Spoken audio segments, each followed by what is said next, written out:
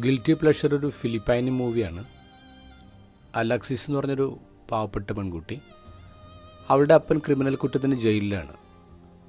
അവൾ ലോ പഠിക്കുന്നതിന് അപ്പനെ പുറത്തു കൊണ്ടുവരാനാണ്. അങ്ങനെ അവൾ ലോ പഠിച്ച് ഒരു എസ്റ്റാബ്ലിഷ്ഡ് ഫാമിലി വർക്ക് ചെയ്യുമ്പോൾ അവൾ അപ്പനെ കാണാൻ വരുന്നുണ്ട്. അപ്പം പറയും, മോളെ നീ എന്തിനാ ഈ പൈസ വേസ്റ്റ് ആക്കുന്നത്? അപ്പോൾ അവൾ പറയും, അപ്പോൾ ഇത് പണമല്ല, അപ്പോൾ ഇത് ഫ്രീഡമാണ്. അപ്പോൾ അയാൾ പറയും, മോളെ ഞാനൊരു കുറ്റം ചെയ്തിട്ട് ഇവിടെ കിടക്കുന്ന ആളാണ്. ഞാൻ കുറ്റം ചെയ്തിട്ടുണ്ടെങ്കിൽ അതിൻ്റെ കോൺസിക്വൻസും കൂടെ അനുഭവിക്കണ്ടേ? അപ്പോൾ പറയാം, അപ്പോൾ ആത്മാർത്ഥത്തോടൊന്ന് പറഞ്ഞേ, എത്രയോ പേര് കുറ്റം ചെയ്തിട്ട് പുറത്ത് ഈസി ആയിട്ട് നടക്കുന്നുണ്ട്.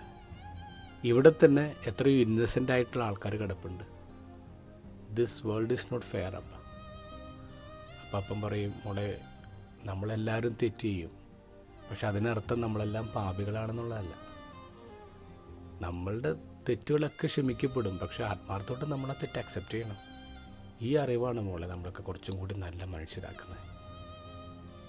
ഇത് ഗോസ്പലിൽ ധൂർത്തപുത്രനുണ്ടാകുന്നത് ഇതേ അറിവാണ്.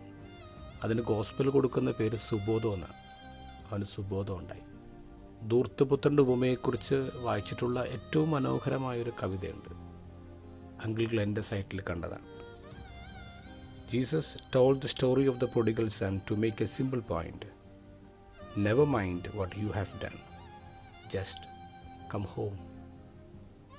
വീട്ടിലേക്ക് തിരിച്ചു വന്നേ.